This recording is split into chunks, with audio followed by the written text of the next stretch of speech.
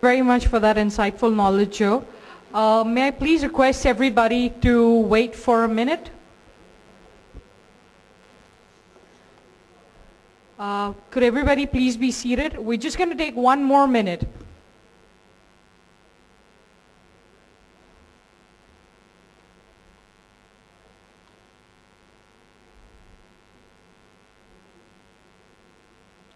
Okay, I would like to call upon Manisha Khurana, and I would also like to invite our chief guests, Joe Walensky and Mr. LMV Sammy, sorry about that, and Manisha, could you please come upon?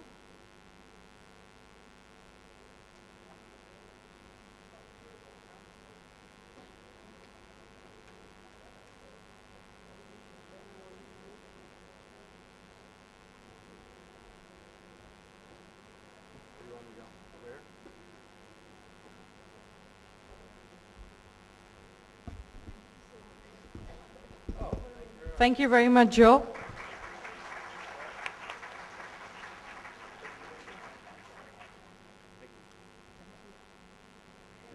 Thank you, Sammy.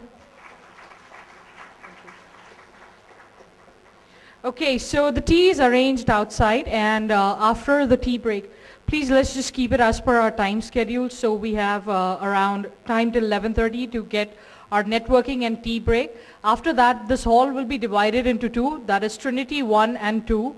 And Vijayanagar is just around across the hall side, which is opposite to where your tea is arranged. So please be on time. Thank you very much. Can you hear me? Okay, yeah. So,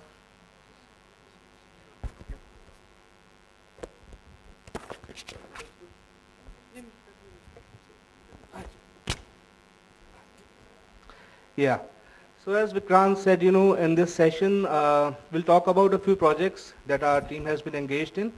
And let us begin with defining innovation, looking at what innovation really is. So innovation really is, if you look at the dictionary definition, it is a new idea, device or method, or a new way of doing things, where you try to break new ground. And in terms of content, what does content innovation mean? So innovation from a content perspective can happen across any phase of content strategy. So you have three main phases defined. One is content authoring or creation. The second is content governance. The third is content delivery. But it can always also happen at the presentation layer, how you really present the same content, when you really put a skin around content and make it a content experience, that goes beyond content itself. So that's really content innovation. And when you think of content innovation, you have to ensure that you are in close consonance with the emerging trends in the industry. So whether that is, the emergence of new devices, tablets, the emergence of Web 2.0, the emergence of the ever-connected user, or new kinds of troubleshooting content. So you have to be cognizant of all of that and then take content innovation in its whole meaning rather than just isolated facets. So what is the content universe that we work across every day? So it's very wide actually. You have help content, which is the traditional documentation that is now evolving into newer forms, newer ways of delivering content and also authoring. And you have in close, very close consonance with it, the support ecosystem. And support and help are intricately related because the effectiveness or the lack thereof of help really has an impact on support, on the number and the volume of support calls that your support team has to handle, and also how much they are able to engage with customers and cause customer success. Then you have tutorials, which are traditional walkthrough tutorials or newer forms, video tutorials or things where people are looking at instructional content on their devices and parallelly doing things on the desktop or doing work on the tablet or the smartphone itself. And then you have the social aspects where people are constantly asking you questions, how do you respond to them, how do you really engage them given all the constraints of the social medium. So we'll start with our first case study, which is a reimagined Framemaker user's guide. So we thought it would find instant connection with you. So the challenge you are facing is how do you really improve perfection? So if you have something perfect, how do you really improve it? So that's just kidding actually. But we thought of taking a hard look at our Framemaker user guide in light of all the feedback we've been getting from the community over the years and try to improve upon it. So what were the main focus areas, or what were the main pivots along which we tried to improve the content? The first was, of course, the community feedback. So it's a very vocal community of technical communicators and content creators out there. They engage with us all the time on social media, on Adobe forums. They try to share all the kind of feedback with us. We give a patient ear to them. We try to categorize the feedback, and then we try to bring that into our content in ways that we can. Sorry. And then we have workflow-based approach as a major consideration, which means that whatever is there in the help content or in the user assistance content is really in close consonance with product workflows. It maps closely with it. So people should get information when they need it and in the order that they need it. So the best feature content in the best order. That's a close consideration there. And there are two words in content experience. One is the content itself, then is the experience, right? So you can't have content experience without content or without experience. So we wanted a responsive design for our help content that really flows across device form factors, and so we caused that. And also on the desktop we made sure that the content appears in a separate help app sort of its own to deliver the best content experience possible. Wherever possible, to explain complex concepts or complex workflows, complex sequence of steps, we tried to go visual. We tried to represent them in a visual form to make sure that users can easily absorb what we are trying to say. And discoverability, of course, remains a major consideration for any content project these days. Whatever you do, it has to be search friendly. So when users look for an answer, they better reach your content rather than something that is incomplete or obsolete, which is outside of your company's main content bucket, if I may say so. So those were the major considerations that we bore in mind as we worked on this project. And here's the experience really in action. So you have, I opened these pages on my Windows phone, and you can see that it flows beautifully. The table of contents is, rather accessible on a mobile phone. And wherever possible, we have tried to give a visual kind of dimension to our content so that people can easily follow it through. And that visual part also we tried to keep responsive and device friendly. So that's the Framemaker part of it. Then Adobe works across, most people, know us by, in the TechCom domain, know us by Framemaker or by the TechCom suite or the e-learning suite. But Adobe is a large company. They work across many domains, many different, verticals. So one of the things we do is products for the hobbies, the creative hobbies, people who engage in photography and the creative pursuit by hobby, right? So we have the Elements suite of products there, which includes Photoshop Elements, Premiere Elements, the Element Organizer suite, right? And so what really happens is these are largely box products, although you can also download them, and some of them are sold in retail stores in the US and all over the world. So when people open that box, they expect to see a getting started guide. They expect to get started immediately with whatever they're trying to do. And many of people have received these products as gifts from near and dear people, because people, let's say they can know that they like photography and they like to receive, something to do with photography, and therefore they gift out Adobe products to them. So they want to make the most of their gift. So that's what we are trying to do with this getting started guide, which is in the box, ships with the product, is printed. So that is the first sort of line of support that we have for our Elements users. Then we have Elements Live, which is a new addition to this product, and it is an in-product sort of hub of inspirational and instructional content that helps people get started with workflows.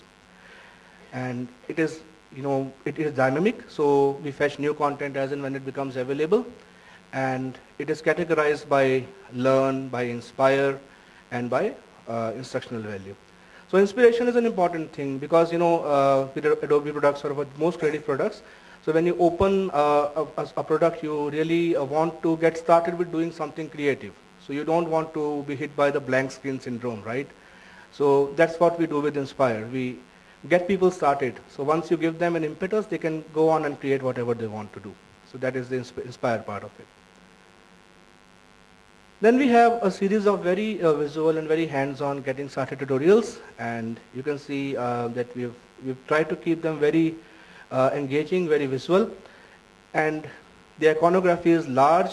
It is very accessible because we also realized that part of our product demography were people from the golden age, right? So people who were getting started with computers and getting started with Adobe products to begin with in their digital pursuits, right? So we wanted to make things easier for them, so we sort of catered it to their expectations.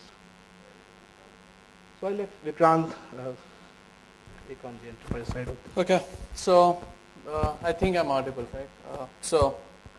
Adobe, in addition to a bunch of consumer software, professional software, right, we also make a lot of enterprise software, and like a lot of you in this room who write probably for enterprise software, you probably feel the same challenges as us, that enterprise content is very dry, looks like a lot of text, and that is what users we used to think that is what they expect. So we ran a few experiments to see that if we go overboard, try to bend the rules a little, how will they respond? So we realized that enterprise users, like our users from our professional and creative businesses, right? They also like to organize in communities. They like to share information and things like that. And we try to curate all that content and present it in a unified place, which we call the help hubs internally, right? And so what you actually see here are screenshots of these help hubs. When we send out this presentation, right, all of these pictures are actually links. So one thing that you will need to do is, if you find something interesting, follow those links and just engage with that content on your own to see how it works. Screenshots don't really do too much justice. Similarly, enterprise again, the TOCs used to be generally really boring, 4-page long Framemaker generated TOCs. No offense to Framemaker, but on the web, users expect some more engaging, some better content, and then visual cues to move around content. So that is what we tried here. Okay, before I move on, I also want to tell you most of my team is sitting here. If you'll just raise your hands. Any questions you have, right? These are the people who have done work on all of this, what we are presenting. So feel free to reach out to them if you have questions. Both of us are also available. So any doubts, questions you have the whole of Adobe TechCom team here to help you understand what we do. Okay. 2 years ago, actually, Adobe made a business model change, right? Where we moved from what we call perpetual or serial-based number software licensing to a subscription-based model, right? So now you can pay by the month for Photoshop, for Creative Cloud, as we call it, or whatever combination you want, right? And the value proposition is that once you have paid for your software, right, or rather, as you keep paying month by month for your software, right, you keep getting new features, right, you keep getting new workflows. You can even possibly get new products, which our customers already have gotten, right? So now it becomes really important. The challenge is to make sure that all this innovation that our engineering teams are doing, right, we help propagate information out, right? So we partner very closely with marketing, we partner very closely with product management, right? Make sure that the messaging is unified and it goes out to people. And you have different challenges, right? You have people who've been using, let's say, Adobe Photoshop for the last 20 years, right? Now they are only interested in what is new, what is happening, right? But then there are some people who are like, oh, now Photoshop is available for $50 a month, right? Along with so many things. So he buys Photoshop, right? So we suddenly have this divide of a upgrading user and a new user, right? Both of them have different needs. then suddenly for $50 a month, you get access to the whole suite of creative products. And so somebody might be good at Photoshop, but he doesn't know what Premiere Pro is, or what power, let's say, After Effects does, right? So we have this challenge that we have to tell people to start using these software so that they understand the value that these softwares provide, so that they continue paying us month by month, right? Otherwise they'll say, $50 is too much for Photoshop, right? Let me cancel. So these are the challenges that we face, and to solve these, to solve each one of these problems, we've tried different things. Some things for some particular problem, something for something else, right? So for example, what we have here is in product help, and we already Samartha showed one earlier, which was about in the Elements suite of lines, right? And now this is for the professionals, not really hobbyists, right? So these people actually make their bread and butter using these software, and so it is essential that they come up to speed immediately, right? And then based on the need, whether you're a new user, whether you're an old user, you get content which is relevant to you. So what this engine actually does is it kind of recognizes you, so that it knows what exactly what your profile is. If you are an upgrading user, we'll show you new content, right? It'll greet you by name. It'll be in context. It'll show you content only once. It'll cycle through content, right? If you're a brand new user, it'll start with something what we call the get started. So it'll tell you, it'll start from what is Photoshop in case you don't know, then walk you through. And if you're somewhere in the middle, then it'll try to beef you up using, let's say, tips and tricks. So that was the presentation and the delivery layer, right? But we were also investigating, can we treat content differently, right? So for example, we have games in here, right? How many of you have heard of Bezier tools to draw lines and things like that, right? Okay. So it's difficult. I'm not surprised. It is difficult, right? Even of those of us who know it, right, who document it, you can never get a line straight in Illustrator, right? You want to draw a line, you want to draw a curve, it can drive you nuts, right? And we don't want people to go nuts while trying to accomplish the task in the software. So we made a game out of it, right? It says here are the things, HTML delivered in HTML5, right? You can run it in your browser, and if you click these links, it will actually take you to those pages, right? So we've kind of implemented product functionality, gamified it, and presented it as instructional content, right? Then we have walkthroughs, like Samartha was saying, we have that blank canvas problem, right? You have Photoshop, you know it is capable of magic, it can convert me into Arnold Schwarzenegger, right? But I need something to start with, right? To learn the techniques. I need instructions, then I need a picture of me and I need a picture of Arnold Schwarzenegger, right? Before I can achieve that morphing. So that is what it does. Walkthroughs will give me sample assets to play with and detailed step-by-step instructions to walk me through. And then we have standard video tutorials which will tell you how to accomplish a task, right? And keeping everything in context. Okay. The other now, as we walk down this path, right, our customer base, they find this price point very exciting, right? In fact, in India, it is even cheaper. So we suddenly are seeing an explosion of customers, right? Which is good for us. But which also means that a lot of customers are calling our support centers, right? And each call that we pick up, right? And we try to pick up as many as we get, they cost us money. And so what we really need to do is make sure that before people call us, we point them to content, to problems which are already documented and will get solved, right? And we do extensive data analysis to figure out what calls we are getting, what documents that are out there people are engaging with, how much time they're spending, flows from one document to the other, right?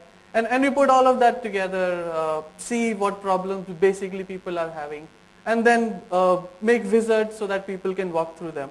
And in case they still don't find it, then they can reach us, right? And we're seeing tremendous benefit out of that. And our support guys are very happy with our team. Okay. So I would also want to become Arnold Schwarzenegger, but that needs more than Photoshop anyway. So like Vikrant said, so we have this new business model where people suddenly have access to a lot of creative tools, Adobe tools, right? So while they earlier had Photoshop, they now have After Effects, which is a video editing, and Premiere Pro and Illustrator and everything. So what we are also trying to do is promote something what we call as active use, right? So you really tell people that they can do more with what they have, or what they have is not what they think they have, but much more, right? So that is where cross-product content or workflows come into play.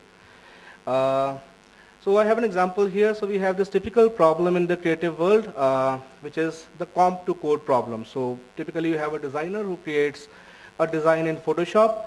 Now he would want to export assets out of it and pass it on to a developer, right? Who will put it into the final code and create the website or the web asset, might I say so, out of that.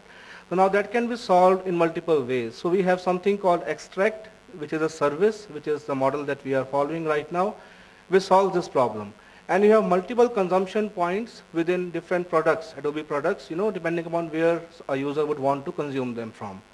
So if they are in Photoshop, they can extract an asset right out of Photoshop and pass it on to a developer. If they have Creative Cloud website, they can go there, log in, create those assets and pass it on to a developer. But if you are a developer and you get a comp, you can really, you're within Dreamweaver, you really create assets out of it and you use it right within Dreamweaver. And we also have a sort of plugin for Brackets, which is an open source integrated development environment, right? So the multiple consumption points and the same service. So how do you really, so we created a central, workflow kind of a page where people can get access to all of this content, and they really know that they have more options than they think they have, depending upon who they are and what they want to achieve with Adobe software. Well, this one is, so we all tweet every day, we all post to Facebook, right? And so we had this interesting challenge. So we wanted to condense help into 160 or 140 characters. So how do you really do that, right?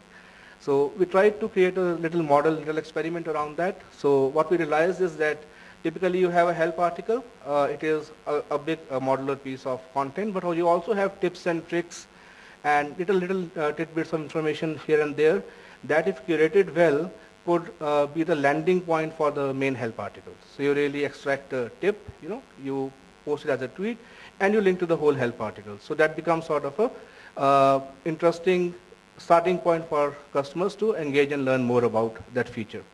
So we created something called the Photoshop Tweetables project, so which is largely this page, right? But there is more to this page than meets the eye at the first glance. So that's the dissection of how we tried to go about this project, and we did it, with minimal development support. We did it mostly within the team itself. In fact, Vikrant here coded most of it by hand. So we have a product-independent HTML page which resides in AEM, which is content repository, CQ rather. Their older name was CQ. And then you have the content, which is essentially disjointed from the design, so that you can really add to it without affecting the design. You have a jQuery plugin for search, so people can search across the tweets and really find the ones that interest them. You have a submission form where the community can actually go ahead and submit their tweets to us. So it comes to a moderation panel. We go through it, we curate it manually, and we include the best of them on this page, and also incentivize the community in the process, because that is the only way to keep them motivated. And then you have a Twitter widget which really collates or curates what is tweeted out from this page. So the outward movement of content from this page. So that's largely the architecture. So we kept it simple, we kept it modular, and we kept it very scalable. Okay.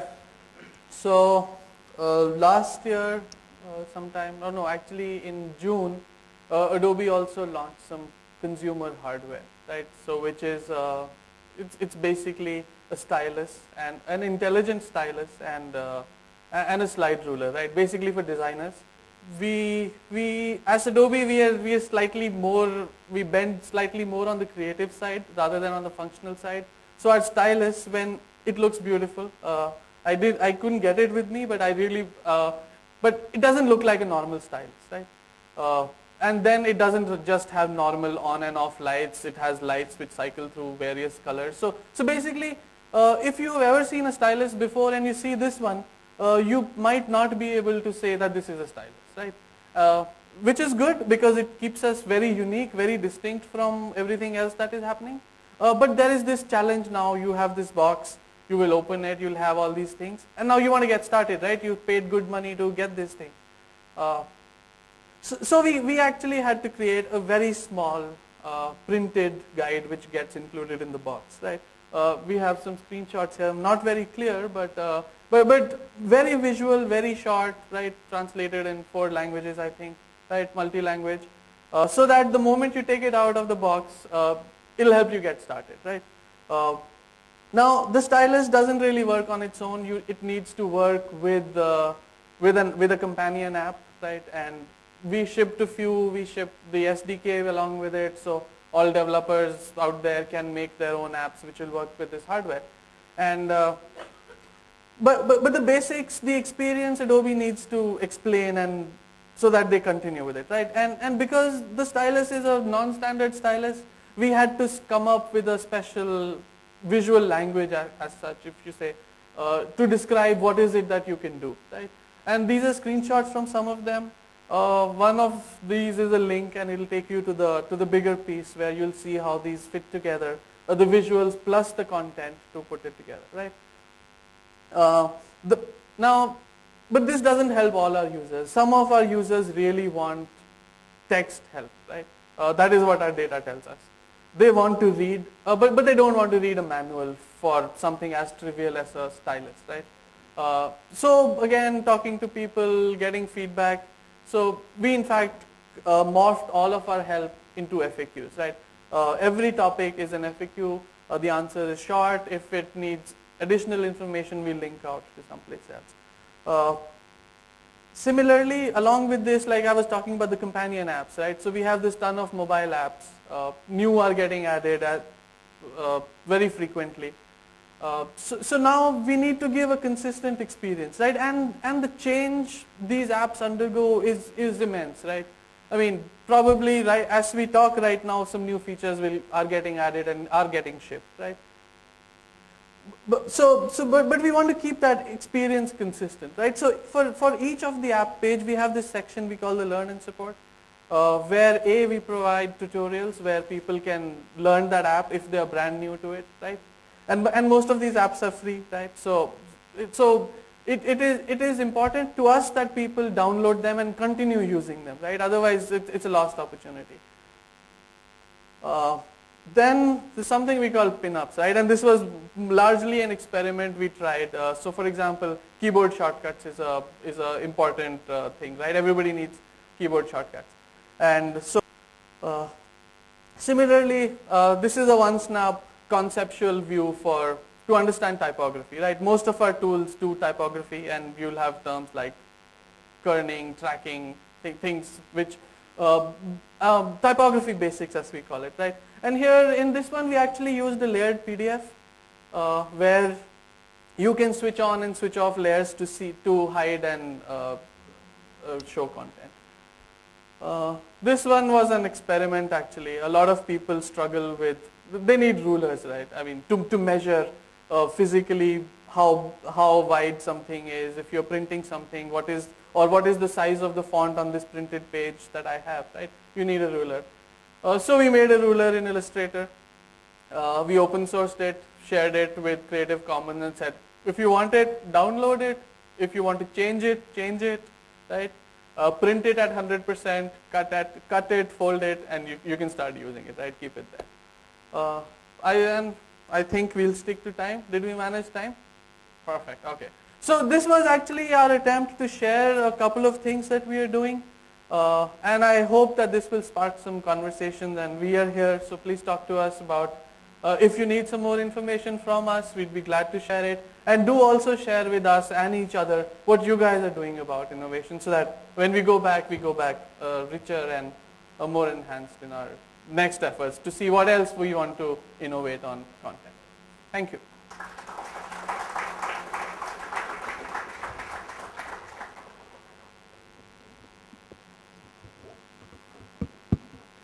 All right, so I think the lunch will be served in a few minutes, so those who are in a hurry can go ahead. Others can wait. I think maybe we have some minutes or QAs, so we can take some questions if possible. Just a quick announcement before you leave. Immediately after this, there will be the lunch break, and after that we have the group photo. So the group photo will be at level 1, correct? Near the garden or the pool. So that is immediately after lunch, right? So we can take a few questions right now. Go ahead.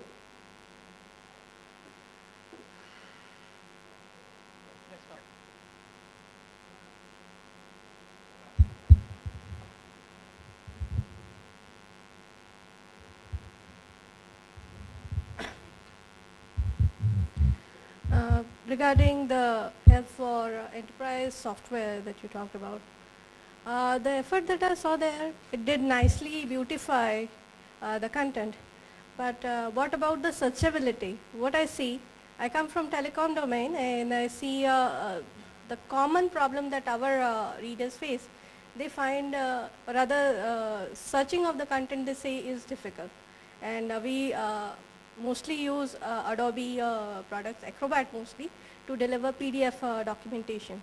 So how can we improve, and how can that kind of beautification that you provided also includes this, also integrates this search facility that will improve the experience? That's what I would like to know.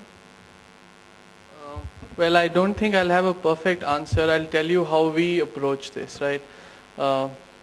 So the challenges we face are pretty much the same, but search or discoverability is actually one of the core things that we try to address even before we start writing, right? Right at the planning stage, we are thinking about how are we going to make it discoverable. So we make sure that we optimize it for Google, we optimize it for our internal Adobe search engines that are on which service our site, right? And we actually do dual publishing, right? I mean, multi-channel publishing, as you might call it. So whatever content is available as PDFs is also available as HTML on the web, because 90% of our users, at least our data tells us, come to the web, right?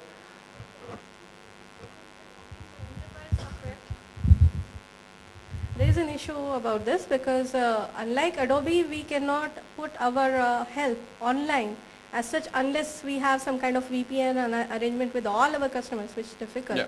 So we have to stick to PDFs or certain kind of media that is only delivered. No, I understand what you're saying, because we have software like that, right? Mm-hmm. Documentation is not publicly available; it is behind a firewall, right? Yeah. And when we have attempted a couple of things, we use PDF portfolios, for example, right?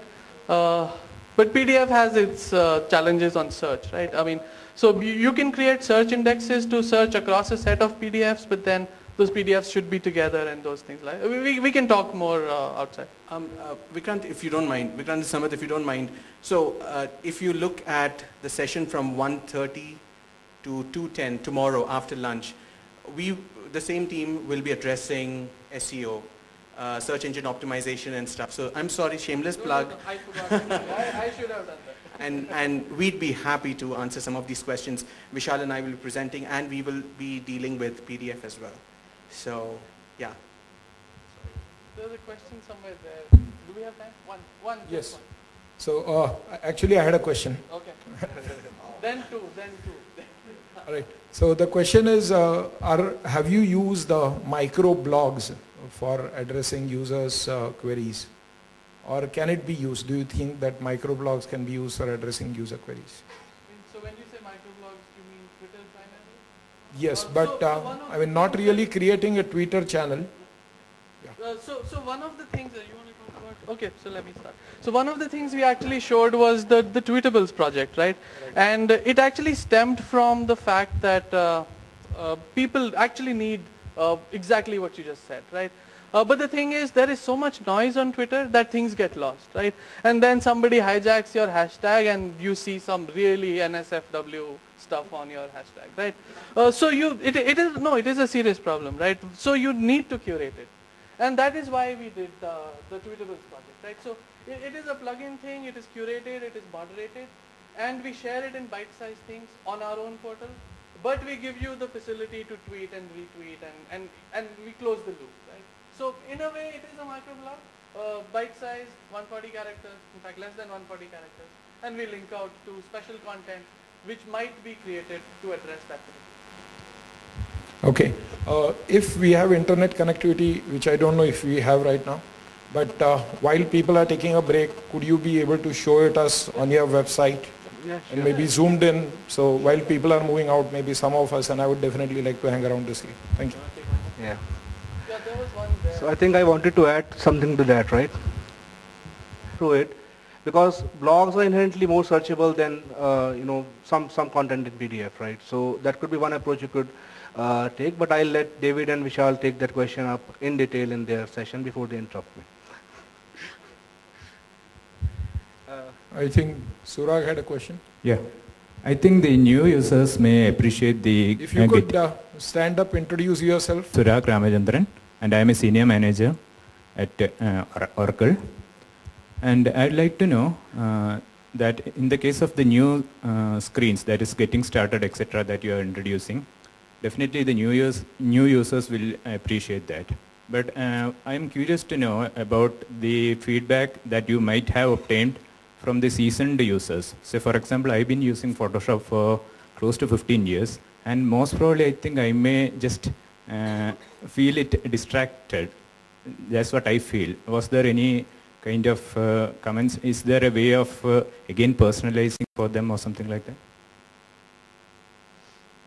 Okay, so we are tracking data, and surprisingly, people are finding it useful, right? And mostly because of the pace at which new features are being added, right? Our professional users are finding it really, really helpful because it helps them stay on the cutting edge. But that said, we also have a fair number of people who check that do not show again button, right? Which is about 30%, I think. But which means about 70% are finding it really useful. And I think that is we call it a success. No issues, just wanted to know the feedback, yeah. And also, if you look at, so Vikrant did share the welcome screen, right? So that is largely personalized. So it will try to guess your level of expertise and present content that really interests you. So your getting started will be different from somebody who's just starting out with Photoshop. So that's, I think, the key there. Can we take one more?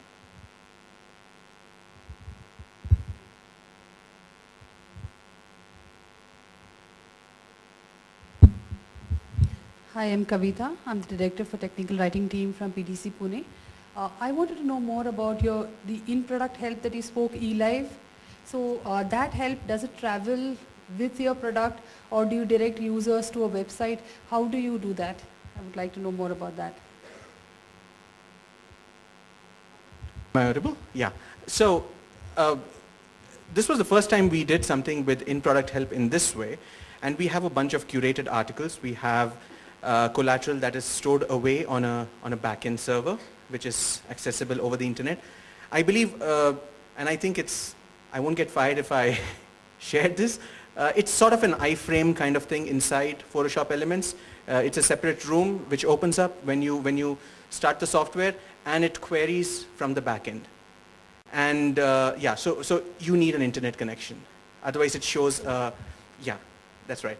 You need an internet connection. It shows some amount of information if you're not, maybe some rudimentary stuff, but it's better if you're connected so that you get fresher content, and they're trying to make it, let's say, personalized so that fresh users get something, experienced users get something else, similar to the welcome screen in Photoshop. Does that answer your question? Yeah, thank you. Yeah, that's what I wanted to know. All right, so I think that brings us to the end of this session. So I'm going to request Sarvanan to please hand over a token of appreciation to Samartha and Vikrant. In case you missed him during the inauguration session. Okay. So maybe at the booth we can come and take a look at it. All right. And Sarvanan is the STC India Vice President current year and nominated for the President in 2015.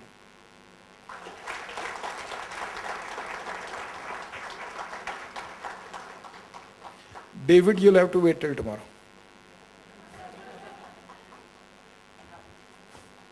All right, so it seems they have decided to take your photograph when you are hungry. So we move down to the lawn which I think is at level 1. We talk so much about innovation, but they have not innovated a lift that will carry 400 passengers, so we'll have to use the stairs. Thank you very much.